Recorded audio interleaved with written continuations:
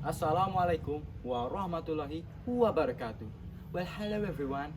Allow me to introduce myself. My name is Farras Nadhif Danendrata Herman from Mandua, Samarinda.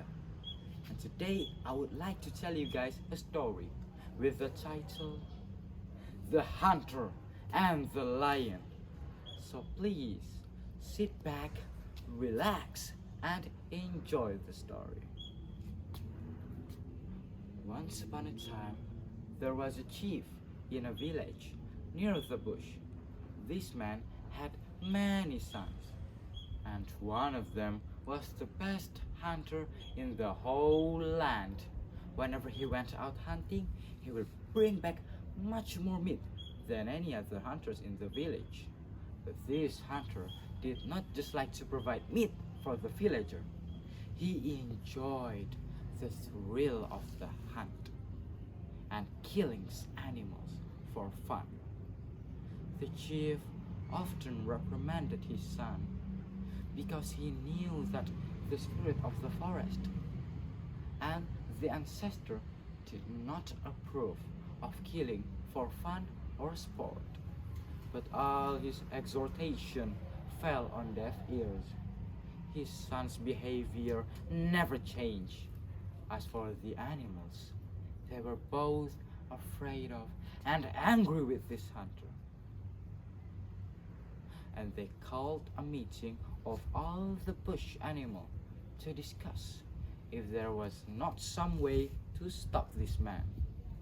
Some suggest setting traps to catch him, but everybody agreed that this hunter was too clever to fall into a trap.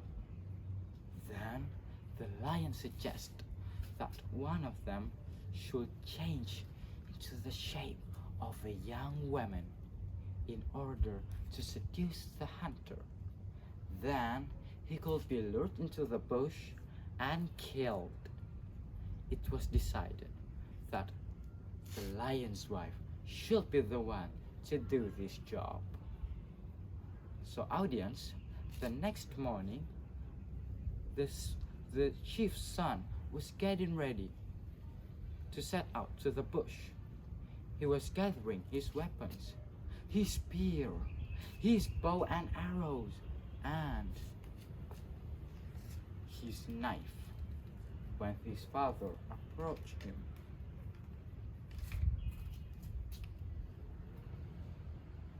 "Son, please stay home today. I had a dream last night that you went into the bush and got killed by a wild lion. Stay home today, please." But the son brushed aside his father's concern. "Papa, don't worry about me, old man. I can take care of myself. Any beast that tries to kill me will get off the worst. I promise you." And with that, he set off, chuckling to himself. He had a good day in the bush and had already killed as much meat as he could carry. So he decided to call it a day and make his way back home. Then, to his surprise, he saw a beautiful young girl approach him. Beautiful young girls do not usually come this far into the bush. So he called out to her. Sister, what are you doing here in the bush?" "I can see that you are not from our village." The girl smiled at him and said, "I heard about you. I heard that there is a hunter who is smarter and stronger than anyone. So I decided to look for you. And here you are." "I am just on my way back home. Why don't you come with me to my village and we will eat and drink something together? How about it?" she agreed. So they set off together to the village and his father's compound. The chief thought it a bit odd that this young girl had been walking around the bush all by herself.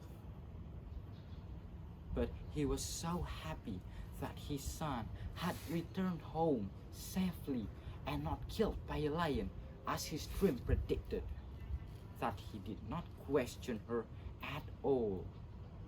The son, in the meantime, was falling head over heels in love with this strange young woman. And before the night was out, she asked her to be his wife. She laughed and told him that she would be very happy to be his wife, but she would have to ask her father permission first. So they agreed that the next morning they will set off early and visit her father. Well, audience, the next morning, after eating some fruit and porridge, they were ready to set off. The hunter was gathering his weapons, but the girl asked him to leave them behind. As she explained, it would be rude to turn up at her father's house so heavily armed. The hunter agreed. Then they set off to walking through the bush. When they had gone some distance from the village, the girl changed herself back into her natural lion shape. The hunter, who having no weapons, was unable to defend himself. That evening, while the chief sat outside his hut, waiting in vain for his son's return, the animals celebrated their victories. The end. So guys, the moral of the story is, don't be so stubborn. Sometimes you have to listen at other advice, especially your parents. And that's all from me. I hope you guys enjoy it. Thanks for watching my video. Assalamualaikum warahmatullahi wabarakatuh.